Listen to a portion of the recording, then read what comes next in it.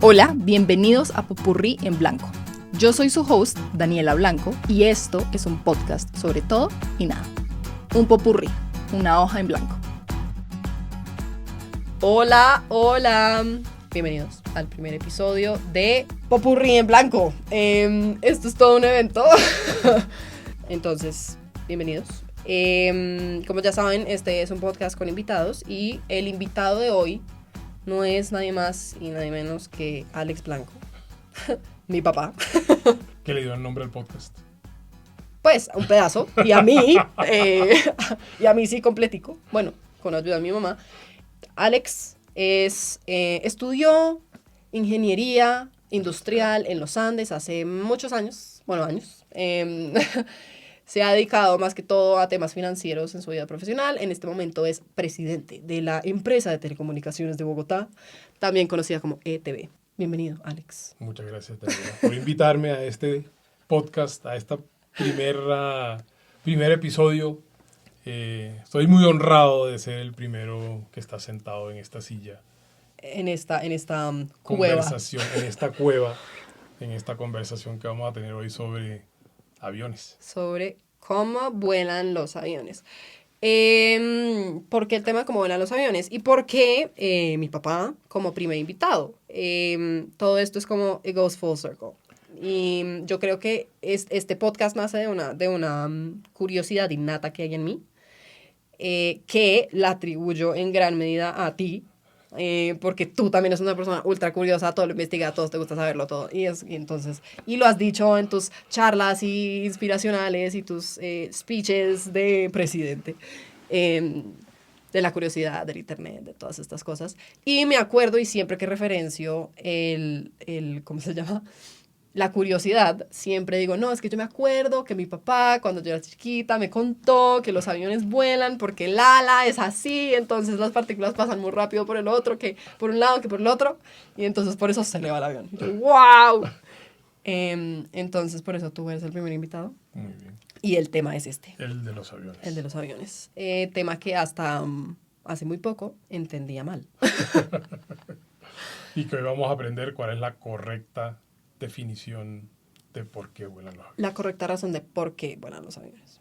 En fin, entonces, antes de contar la historia, de explicar cómo funciona realmente el avión, como en términos físicos, hablar un poco de la historia de la aviación, creo que es como el orden lógico de las cosas. Muy bien. Entonces, el primer avión, que fue el primer vuelo propulsado, porque antes había cosas que flotaban, pues había globos de aire, pero el primer vuelo propulsado de algo más pesado que el aire, porque pues los globos de aire son de aire, fue en diciembre de 1903. Estos fueron los Wright Brothers, los hermanos Wright, que se inventaron el primer prototipo de avión. Su increíble vuelo, duró 12 segundos. Y fueron 36 metros.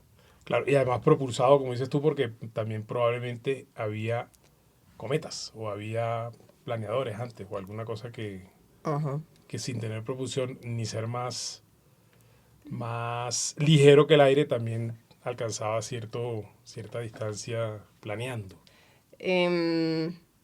Bueno, estos señores hicieron su avioncito y pues fue un éxito, pues fue el primer avión que voló, pero pues era evidentemente súper marginal. 12 segundos, pues ¿qué puede hacer uno con 12 segundos? Y 30, y bueno, ahora sabemos lo que se puede hacer mucho tiempo después.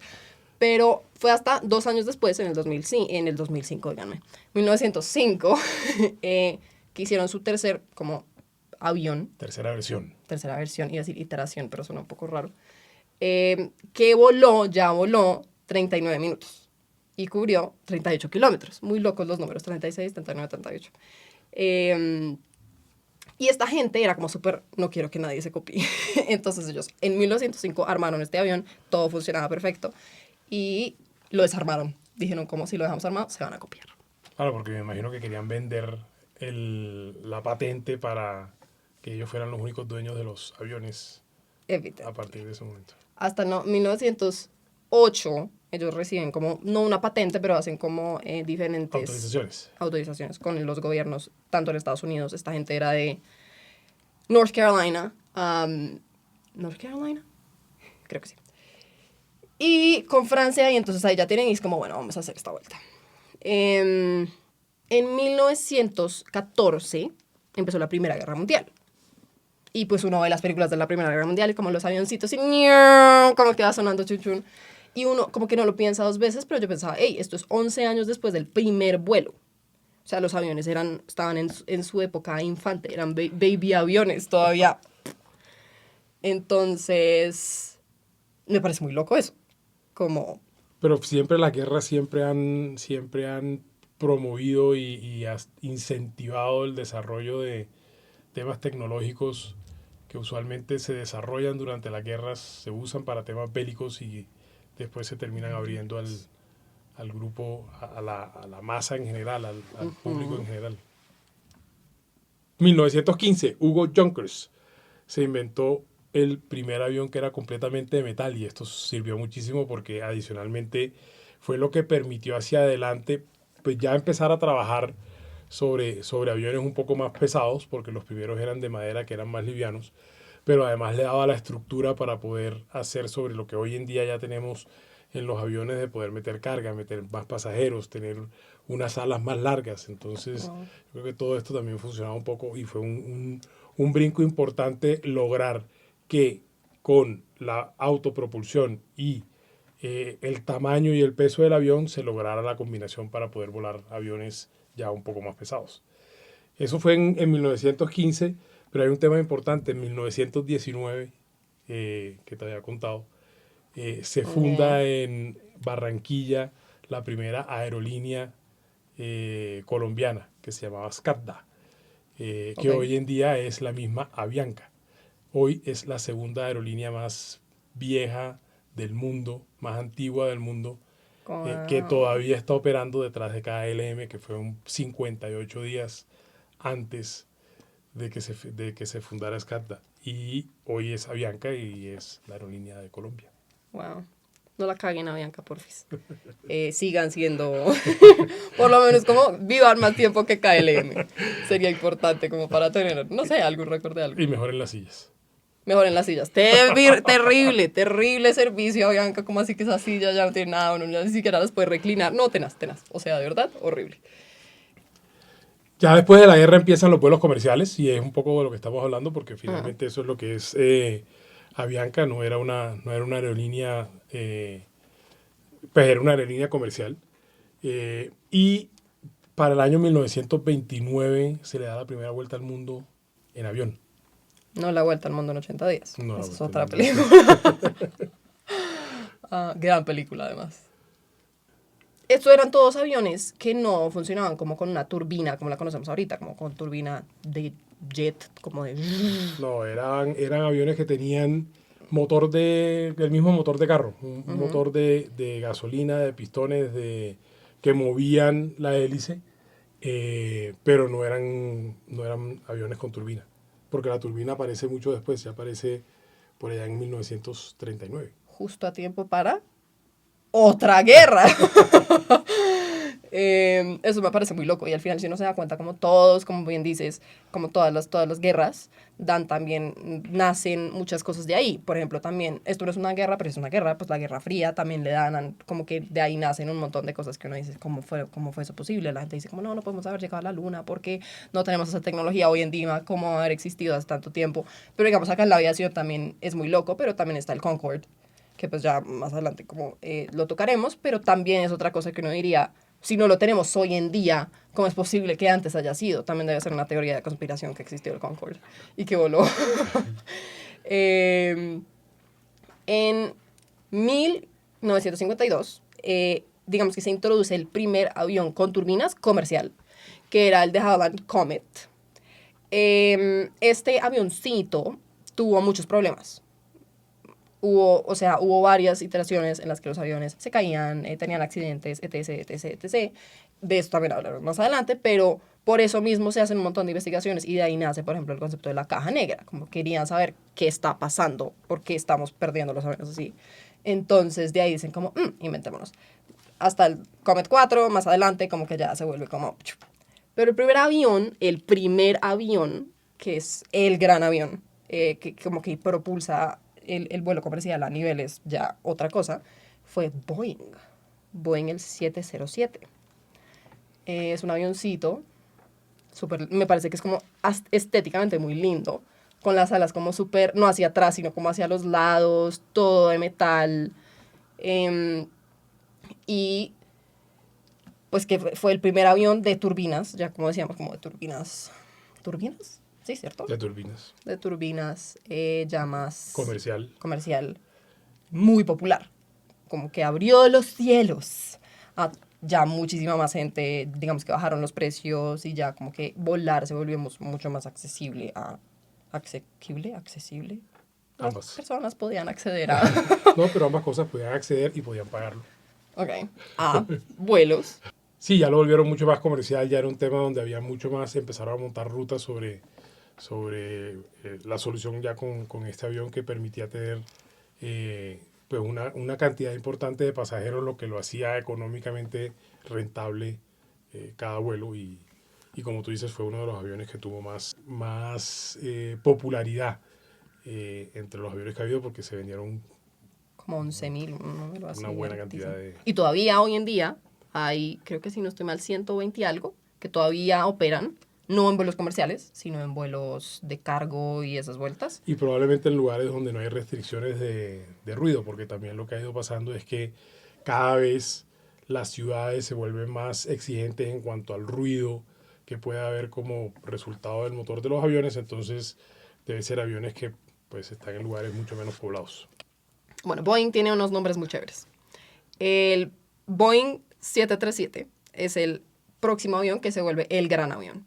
Hoy en día sigue siendo el avión que más ventas ha tenido en su historia. En este momento se venden más Airbus. Airbus y Boeing vienen siendo, yo creo que tienen como juntos el 60, si no un poquito más. No son cifras exactas. Por ciento de las ventas de todos los aviones comerciales. Pues uno se ha montado, garantizado se ha montado en avión. En un Boeing 737. Es como eso sucede. Este es el avión más conocido, más comercial, que es el avioncito que tiene 3 filas a un lado, 3 sillas a un lado, el corredor y 3 sillas al otro. Easy peasy potatoes. Que Airbus le sacó la competencia que era el 320. El 320. El A320. A320. Airbus 320. Sí. El 737 como que viene a nace, llega a la vida en 1967. Otro gran avión, que es el Boeing 747, es el Jumbo. Yo me acuerdo de chiquita, era como, ¡ay, el Jumbo, el avión de 2 pisos! Que era un avión de 2 pisos, que era un avión muchísimo más grande, creo que era como 2 veces y medio el tamaño del 737 en capacidad de pasajeros, tenía dos pisos, no eran 2 pisos completos, era la parte de adelante del avión tiene 2 pisos, pues tiene porque todavía hay, y lo que sí había antes, que ya no funciona tanto, es que había en el segundo piso, tenían un bar y tenían una zona que era como un lounge, y entonces la primera clase era como la mitad del segundo piso, pero no, había una parte donde, como en los trenes, cuando uno tiene como un restaurante y va al restaurante o va al bar, y allá pide cosas. Entonces, eso en el Jumbo en algún momento pues se manejaba así. Hoy yo creo que no es tanto, aunque hoy en día pues están todas estas aerolíneas turcas y por allá del oriente que tienen unas primeras clases Etihad Airlines. sí, un poco locas, que ya tienen cuartos y la gente se acuesta y Okay. esos son avances que ha habido hoy, pero que cuestan platica. Mucha plata. Los aviones cuestan mucha plata. Y es muy loco porque los aviones operan mucho tiempo, mucho más tiempo del que uno pensaría. O sea, los aviones, los Boeing, los Jumbo 747 que se compraron en 1970, que salieron, todavía operan hoy. O sea, el avión este de KLM, azulito, divino, es un 747 que seguramente salió, no necesariamente salió, no se compraron en ese momento, porque ha habido unos cambios pues, que como en términos más que del avión, de la forma, como de los temas de navegación, que como que se actualizan. Como herramientas y turbinas y equipos y ese tipo de cosas. Pero son aviones como legendarios, súper viejos, súper... Otra cosa interesante del 747 es que es una iteración como donde nunca antes, o pues este caso, había trabajado tan cerca una aerolínea con una persona, como con una empresa que manufactura aviones, porque esto fue una, digamos que petición de Pan Am. Pan Am ya no existe. Ya no existe. Pan Am se acabó. Era Pan American Airlines. Que le dijeron como a Boeing, como necesitamos o queremos un avión así. Entonces estuvo muy, muy de la mano Pan Am como en la creación del Boeing 747. Okay.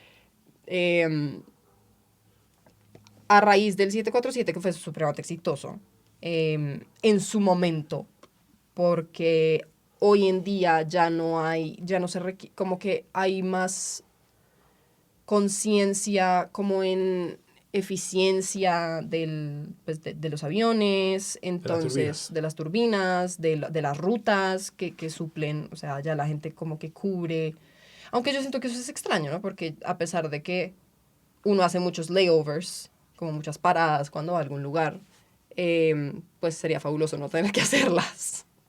Pero muchas veces cuando uno se encuentra con la opción de hacer uno con menos paradas, pero que es mucho más caro, bueno, dice, bueno, pues hago las paradas, no es tan grave. Entonces, como al final de cuentas, la eficiencia de una turbina también se ve reflejada en los precios de un ticket. Sí, yo creo que hoy la mayoría de los aviones tienen una eficiencia buena y unas distancias buenas y un alcance bueno. Yo creo que hoy probablemente en vuelos, no sé, América, Europa, que no sean demasiado largos, pues que eso claramente necesitan un alcance mucho mayor, pero un tema de Colombia, Europa, Estados Unidos, Europa, yo creo que la mayoría de los aviones lo deben poder hacer. El tema de escalas está probablemente más asociado a la demanda que hay en la ruta. Si no hay tanta gente que va a un lugar determinado, es preferible llevarse a todo el mundo a Madrid. Y desde ahí que la gente pues coja para dónde va, y porque no va a haber suficiente gente para hacer un vuelo directo pues a cada una de las ciudades destino en las que están. Entonces ahí es donde probablemente hoy en día las escalas o los cambios de avión están más asociados, creo, por eso que por el tema de alcance, porque sí ha mejorado mucho todo el tema de eficiencia.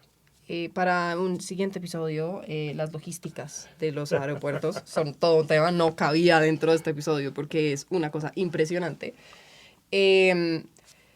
Un problema que tenía el Jumbo y que tiene el Airbus A380 que salió, que fue como una copia del Jumbo, pero no es, al final tiene 2 pisos completos, el Jumbo solamente la parte de adelante, es que, a pesar de eso, también como dices, es un tema más logístico de aeropuertos, no cabe en todos los aeropuertos, como que se reduce la cantidad de aeropuertos a los que puede ir porque no cabe, cosa que, por ejemplo, es un nuevo avión que sacó Boeing, el 777X, digamos, le hace la vuelta porque tiene, las puntas se doblan. Las puntas de las alas se doblan hacia arriba para caber dentro de estos espacios. Dentro del hangar. Dentro de las puertas, como todos estos lugares. Y me parece una cosa muy loca. Otra cosa, evidentemente ya estamos en los tiempos presentes de los aviones. El Concorde, para mí, me parece un tema muy interesante. Es un avión supersónico. Va más rápido que el sonido. Viaja más rápido que el sonido. Este avión sale o entra a distribución, a operación en 1976. Este también se diseñó para British Airways y Air France. No se diseñó para ellos, pero al final British Airways y Air France eran las únicas aerolíneas que lo operaban. Y este vuelo iba, hoy en día, un vuelo de Nueva York a Londres se demora 7 horas. Este lo hacía en la mitad de tiempo, 3 horas y media. Y uno dice, wow, yo quiero viajar a esa velocidad. Y como decía ahorita, uno se pregunta por qué se retiró. Si es como algo que la gente le gustaría tener. Pero es como toda una serie como de cosas trágicas que pasan alrededor. No es una cosa. Mucha gente dice que se retiró por el accidente que hubo en el 2000. No fue realmente solamente el accidente, porque después del accidente este avión se recupera y vuelve a estar en los aires, en los cielos, volando. No lo retiraron por eso, sino por muchas cosas, por muchas, digamos, dificultades en la operación del avión. Por ejemplo, el sonic boom. Cuando un avión viaja más rápido que o pues cuando un objeto... En el momento en que se rompe la barrera del sonido hay un estallido. Un estallido, pero además es constante. Pasa mucho, se repiten, son como olas, como boom, boom, boom, boom, boom, un poco. Eso, y es más fuerte de lo que uno pensaría. No es como, ay, sonó duro, pero estalla ventanas. Y eso hacía que, por ejemplo, el avión no se pudiera operar por encima de ciudades. O sea, nunca iba a haber un vuelo Nueva York, Los Ángeles, porque todo eso pasaba por encima de ciudades. Entonces estaba limitado a vuelos transatlánticos. Transatlánticos porque transpacíficos no podía ser porque ya era muy largo y como no era eficiente, no le alcanzaba la gasolina. Era un avión muy caro de operar. Los aviones son más eficientes, el lugar de mayor eficiencia para los aviones en términos de gasolina es como 800, 900 kilómetros por hora, que es antes de romper esa barrera de sonido. Una vez la rompes, no es tan eficiente y solamente te cuesta mucha gasolina, basically. Claro, entonces pues al final del día me imagino que tener un avión para una sola ruta es complicado porque ahí las aerolíneas usualmente tienen una decisión que es si van a tener una sola marca de avión para todos sus aviones porque eso les ayuda con todo el tema de mantenimiento, tener todos los técnicos entrenados en el mismo avión es más fácil que tener unos técnicos en Boeing, otros en Airbus, otros en Lockheed Martin, otros pues, diferentes temas. Y un avión que solamente se puede usar en una ruta, que solamente va a comprar poquitas aerolíneas, que no se va a poder usar en ninguna ruta distinta, que además es ineficiente desde el punto de vista de consumo de gasolina y del número de personas que lleva adentro, pues la verdad tiene el mercado muy limitado y probablemente eso fue lo que hizo que al final del día no se siguiera produciendo, porque era muy restringido. Retirara. Claro, porque no van a estar vendiendo 50 aviones, sino solamente 5. Entonces, pues ya no es lo mismo que producir en masa, produciendo muchos más aviones que salen más barato. Bueno, yo traté de preguntarle a las personas que hay en mi vida si alguno montó Concorde, porque también me parece una experiencia como muy interesante. No esperaba que fuera así, porque esto era una cosa. Primero, pues estamos en Colombia, la gente con la que me rodeo, pues evidentemente todos están en Colombia, y como decíamos, era una cosa que iba de Nueva York a Francia y a Londres, eran como las rutas que operaba. Entonces, no. Si alguien si alguien conoce a alguien que haya montado Concorde, me parecería fabuloso que nos contara la historia, pero yo veía videos de un man que decía que además, adicionalmente, como va tan rápido, la fricción causa mucho calor, mucha temperatura como en el avión, y que si uno tocaba la ventana estaba caliente, o sea, era hot la situación. Adicionalmente, ya en el 2003, este avión salió en 1976, en el 2003 ya era viejo. Ya los sistemas, como digo, de navegación ya estaban, digamos, obsoletos. Entonces, teniendo todo esto en cuenta, que adicional tocaba pagar todo un montón de plata para poder como modernizar estos aviones, dijeron, no tiene ningún sentido seguir operando estos aviones. Entonces es momento de decirles adiós. Y se relegaron a el Smithsonian, a museos donde uno puede ir a ver cómo está. Pero creo que hoy en día están nuevamente mirando opciones de aviones supersónicos, pero entiendo que son más chiquitos, son aviones no tan grandes en cuanto a capacidad de personas, sino aviones de un tamaño mucho más reducido que eventualmente puedan ser menos costosos de operar y menos costosos de producir. Tal vez, no sé, sabrá Dios, porque al final también entre menos gente cabe en un avión, más caro es de operar, o pues más caro no es de operar, sino más caro es para el consumidor, porque pues se divide el costo de la gasolina entre menos personas, básicamente, pues los costos de operación. Ahora hay otra cosa nueva también que estaban diciendo en algún momento, que eran unos aviones que iban a salir como de la primera capa de la atmósfera, entonces iban a hacer estos recorridos también mucho más rápido, pero porque lo que hacían era que subían a una altura por encima de donde hay mayor fricción y nada más. Pues yo creo que la mitad del tiempo era subiendo, la otra mitad del tiempo era bajando, pero al final cumplían con el objetivo de hacer viajes mucho más cortos en tiempo, que eventualmente puede servir no solamente para el transatlántico. Eso es interesante. Y además, no sé, me pregunto por los temas de seguridad, como de, pues, muchas cosas. Si se revienta o no es lo mismo si se revienta una ventana en un avión a esa altura, si se revienta más abajo, o si se revienta, pues, en un carro. Entonces, pues, todo eso tiene como unas cosas como que afectan la experiencia de volar y si se puede o no hacer. Pero bueno, ahora la pregunta del millón, la pregunta que todos estaban esperando. ¿Cómo vuelan los aviones? nosotros vemos a los aviones volar, sí, se levantan del piso y vuelan y todo, pero ¿cómo? Sí, como no vuelan, no aletean, no, ¿cómo es posible que nosotros nos elevemos que hayamos como conquistado los cielos? Cuando yo estaba chiquito a mí me echaban un cuento y era que los aviones, el ala del avión era el recorrido era más largo por arriba de lo que era por abajo. Y eso, por la forma que tiene el ala, que es como barrigoncita adelante y más puntuda atrás. Entonces, que eso lo que hacía era que la brisa que venía de frente o el aire que el ala tenía que atravesar, las partículas que iban por encima del ala tenían que recorrer una distancia mayor que las partículas que iban por debajo y que como se tenían que encontrar en la otra punta, en el mismo lugar, entonces esa mayor velocidad era la que hacía que hubiera menor presión, mayor presión por debajo y era lo que levantaba el avión. Sí, eso fue lo que tú me contaste a mí y lo que yo consideré real, 100% cierto, hasta que me senté realmente hace 2 semanas a investigar esta cosa y no eres el único. Hay mucha gente que cree que esto es así porque esto es el principio de Bernoulli mal aplicado. No entraremos como muy dentro de lo que pasa, pero lo que sí es claro es que el avión se eleva por una diferencia de presión entre la parte de abajo del ala y la parte de arriba del ala. Debajo del ala hay más presión, arriba hay menos, lo que hace naturalmente que el avión se eleve. ¡Voilá! Estamos en los aires.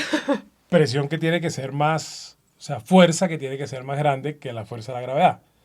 Porque la fuerza de la gravedad es lo que nos mantiene aquí pegados al piso y esto tiene que ser mayor para que nos eleve. Esto también, teniendo en cuenta, como dices, que hay un movimiento también hacia adelante. Sin la turbina no existe, o sea, como bien dices, no estamos aleteando, no es un tema de presión, no es como que le hagamos más presión abajo del ala. Esto también se produce por el movimiento hacia adelante del avión. Si el avión no se mueve hacia adelante, tampoco se eleva. Van de la mano. Es como, en realidad, el avión no se mueve hacia arriba, el avión se mueve en diagonal. Siempre. En relación al piso, porque pues no va directamente hacia arriba. ¿Qué es lo que sucede realmente en el ala del avión? A mí, y esto también digamos que es claro, porque hay alas de avión, o sea, no de los aviones comerciales que hablamos ahorita, pero también se puede volar con un ala plana. Que no sea como una gota, si se puede decir así, como en forma de gota, que no tiene curvas, es plana. Lo primero y más importante para entender esto es el aire es un fluido. Yo sé, hemos pensado toda la vida que el aire es gaseoso, pero no. El aire en el que habitamos es un fluido. Somos peces, gente. Somos peces, en realidad. Sino que tiene una densidad diferente al agua, así como el agua tiene una densidad diferente a la miel. Son diferentes densidades de fluidos. Y por eso, digamos que responde al todo lo que sucede en nuestro entorno, responde a la dinámica de los fluidos y los fluidos en movimiento.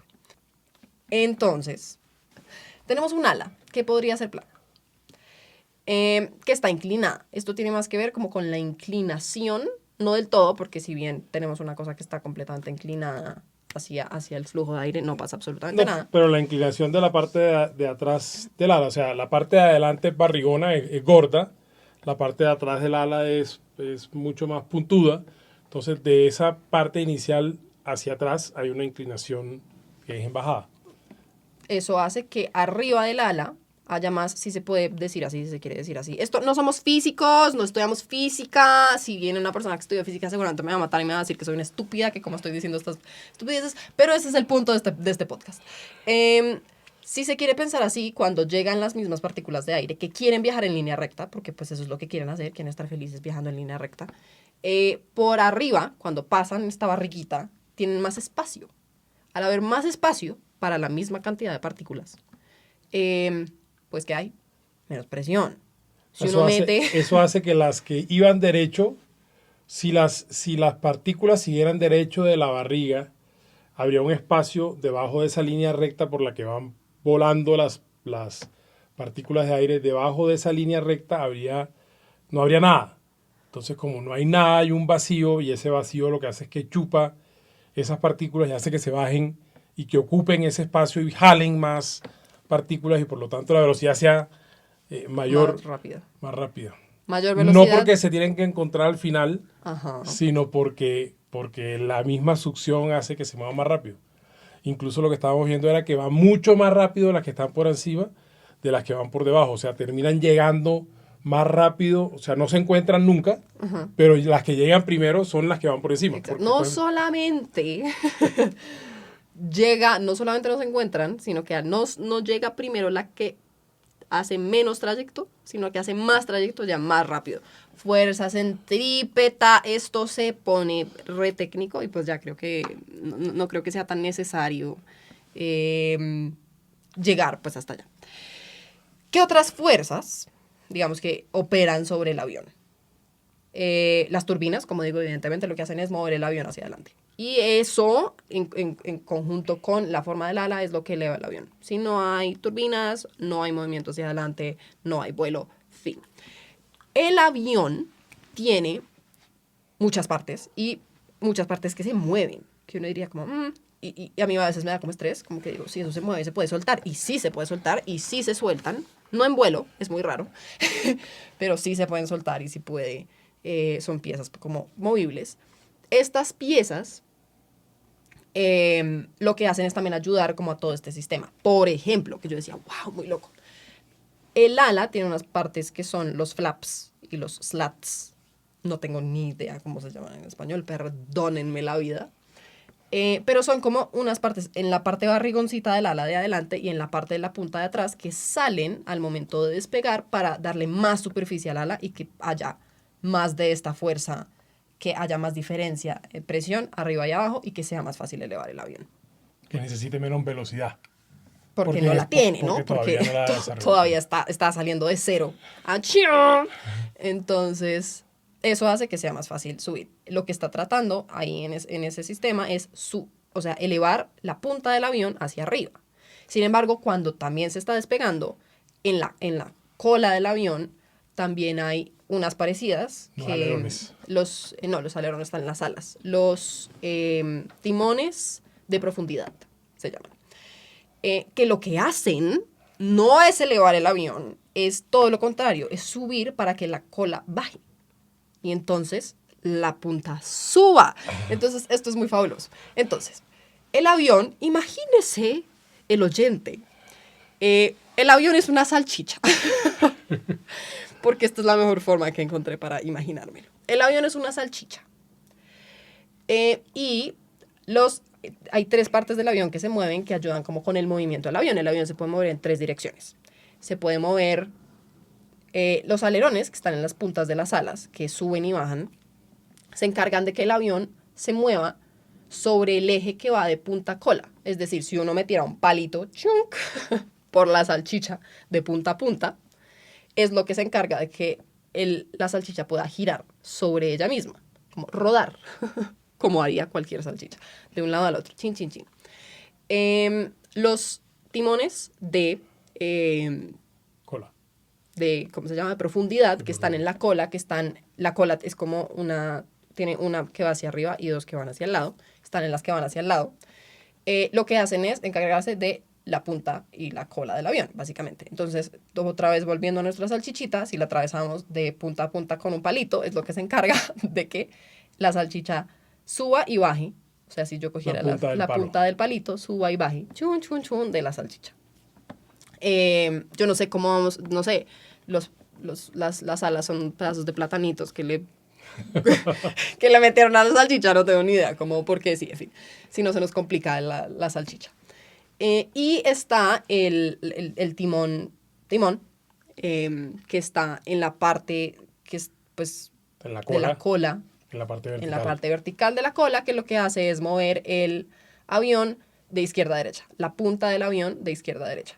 Ese se usa mucho menos porque, como es evidente, el avión puede girar con la rotación sobre su propio eje, como rodando por las alas y por todas las fuerzas físicas que ejercen sobre él, se puede girar así y de hecho es preferible porque eso hace que la fuerza centrífuga no ejerza menos presión sobre los pasajeros. Si se hace un giro como se haría en un carro, como que uno hace ¡ñan! Y se va como para el Contra lado. la ventana. Contra la ventana. Además, a esas velocidades, pues... Aquí como gira un poco y entonces Cambia gira, hace que la presión sea sobre el piso, Ajá. no sobre la ventana. No sobre la ventana. Pero para lo que sí sirve el alerón de la cola, el timón de la cola es porque si solamente hiciera el giro, el avión se movería mucho. Eso ayuda a estabilizar el giro para que el avión no vaya como si estuviera patinando. Ok, también fabulosísimo. Digamos que esto es muy importante para entender el siguiente punto, que es, a mí me hicieron unas preguntas, yo puse unas preguntas en Instagram, porque la gente, ¿qué curiosidades tienen de los aviones, del rol del avión, de qué pasa en el avión y todo? Y alguien me preguntaba como, ¿qué hace el piloto? ¿Qué realmente hace el piloto? Y entonces me decían, pues tiene sentido preguntarse si existe el autopiloto, el autopilot, el piloto automático. ¿Qué hace el piloto? Se monta, se toma una cerveza mientras le dice mientras está el timón manejándose solo. No. El piloto automático no es un piloto. El piloto automático es un sistema donde tú pones información. Es un sistema que funciona en un bucle de retroalimentación negativa. ¿Qué es un bucle de retroalimentación negativa? Se preguntarán. Imagínese el oyente. Un bucle de retroalimentación negativa es lo que pasa, en palabras, es que se manda una señal cuando algo no está, por eso negativo, como se quiere que sea. Dentro de los parámetros. Dentro de los parámetros. Entonces, ejemplo, un aire acondicionado. Yo le pongo al sistema de aire acondicionado de mi casa, que no hay porque vivimos en Bogotá, pero en Barranquilla sí hay, que quiero que la temperatura esté a 25 grados. La temperatura del ambiente es 28. Esto recibe temperatura, no es la de los parámetros. Se salió. Ergo, tengo que arreglar algo. Se prende el aire acondicionado. Empieza a bajar la temperatura. Una vez la temperatura llega a 25 grados, ya no tengo esa señal de temperatura, no es la deseada. Entonces se apaga. Eso es exactamente lo que hace un piloto automático. El piloto le dice, estos son los parámetros con los que vamos a volar hoy. Y el piloto automático se encarga de mantenerlos. Cuando se sale de esos parámetros es cuando entra y activa la respuesta que se requiere. ¿Para qué es esto? Para volverlo a meter dentro de los parámetros. Dentro de los parámetros. Y esto, digamos que se dio porque el timón de un avión no se podía soltar. O sea, si uno volaba 8 horas, el piloto tiene que estar 8 horas con las manos en el timón del avión porque pues hay aire y hay corrientes y hay cosas que van moviendo el avión, parecido a soltar el timón de un carro. Pues si yo tuviera un coso de retroalimentación negativa, yo le digo voy a ir en línea recta y lo suelto, sigue en línea recta, pero no es el caso de la mayoría de carros. Uno no puede soltar el timón y seguir, porque las cosas de la calle le mueven a uno el timón y entonces uno tiene que... En el carro lo que tienes es la velocidad programada esa que tú dices, quiero ir a 50 kilómetros por hora. Entonces cuando se baja de 50 kilómetros por hora, el carro automáticamente acelera sin que tú hagas nada. Sin que tú tengas el pie en el acelerador. acelerador. Pero entonces, ¿qué es importante del takeaway de esto? Es el piloto automático no está volando. Uno, no es inteligente. De hecho, muchos dicen que lo llaman dumb and dutiful en inglés, que es obediente y estúpido. Obediente en el sentido de que va a seguir los parámetros que tú le des hasta que le digas que ya no más o hasta que se desactive por X, Y o Z razón. Más adelante pues también habrá como cosas de esas. Y estúpido porque no cuestiona los parámetros que tú le das. Si tú le das, vamos a hacer estos parámetros y son completamente estúpidos, fuera de lógica, y eso lo que va a causar es que nos estrellemos, pues bien, bien por ti. Los cumple. Los cumple, porque esa es su labor. Ahora hay que ver cómo evolucionarán los pilotos automáticos ahora con la inteligencia artificial, que ya la inteligencia artificial sí te puede decir si los parámetros que están metiendo no son los adecuados. Entonces, de pronto va a haber un gran salto cuántico en el desarrollo de pilotos automáticos con inteligencia artificial que ya no serán tan brutos. Seguramente. Y de pronto tampoco tan obedientes. La inteligencia, a momento de hoy, son muy obedientes. Y es como parte de lo importante. También lo que le dicen al piloto es algo que es en inglés lo llaman ABC, que es Always Be Checking, que es siempre estar controlando.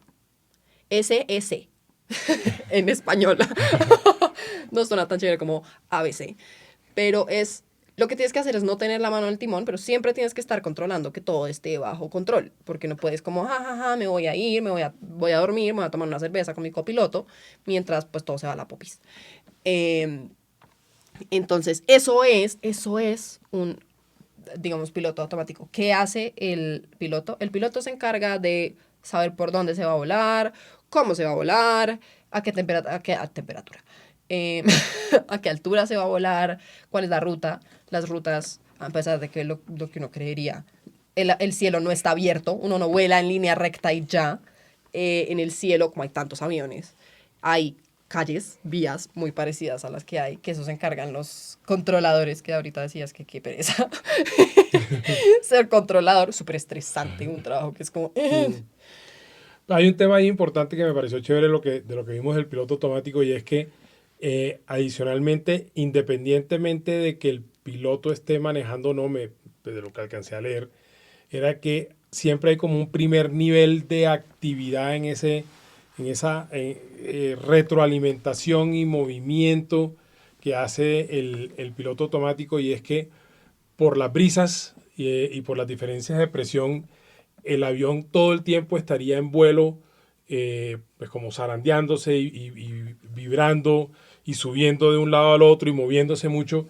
El piloto automático, esa primera fase o ese primer nivel de piloto automático, lo que vi es que es lo que mantiene al avión estable horizontalmente, porque va rectificando en tiempo real todos esos movimientos de las brisas, independientemente de que sea el piloto el que está manejando y que esté llevando el avión hacia adelante, te está evitando todo el tiempo a que el avión se esté moviendo para arriba y para abajo, de izquierda a derecha, por las diferentes corrientes de ahí, y eso entiendo que todo el tiempo está activado en ese piloto automático que mantiene el avión como estable cuando uno va ahí, para que no llegar uno mareado al otro lado. Yo tengo, es un guilty pleasure,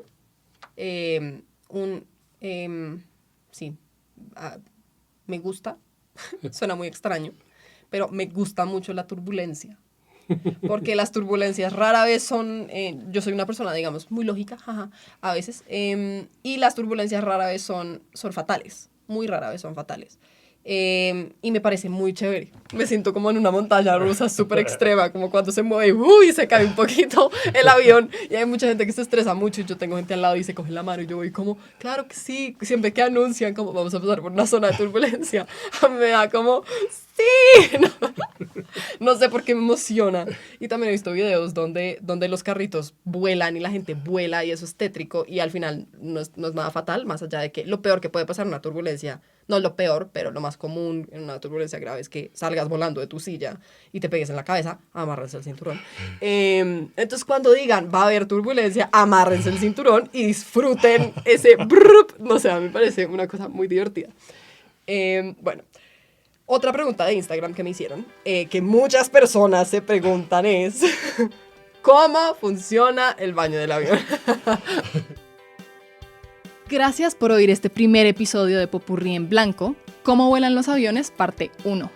Como los aviones son tan interesantes, no alcanzamos a meter todo en un solo episodio. Si quieren saber cómo funciona el baño del avión, por qué tenemos que tener modo avión cuando volamos y qué pasó con el vuelo de Malaysia Airlines, no se pierdan el próximo episodio, ¿Cómo vuelan los aviones? Parte 2. Gracias por embarcarse con nosotros en este episodio de Popurrí en Blanco. Recuerden dejarle estrellitas al podcast si les gustó, compartir el episodio, y si quieren hacer parte, dejar comentarios o hacer preguntas para los próximos episodios, seguirnos en nuestras redes sociales @popurrienblancopod. Nos vemos la próxima semana y hasta entonces manténganse curiosos.